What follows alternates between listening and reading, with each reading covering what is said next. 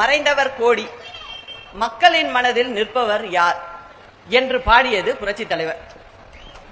தமிழக மக்களின் இதயங்களில் நீக்கமர நிறைந்திருப்பவர்கள் நம் புரட்சி தலைவர் அவர்களும் புரட்சி தலைவி அம்மா அவர்களும்.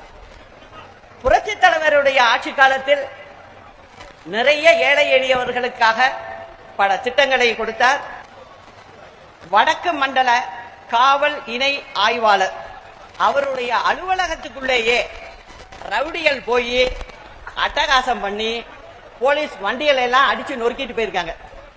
இது ஒரு துணை ஆணையர் அலுவலகத்திலேயே இது நடக்குதுன்னா வெளியில மக்களோட நிலைமை என்னங்கிறத கொஞ்சம் சிந்திச்சு பார்க்கணும். அந்த நேரம் வந்துட்டு. அது மட்டும் இல்ல, நான் திரும்ப சொல்றேன், திமுகவினரின் வேஷங்கள் கலையும் நேரம் வந்துவிட்டது.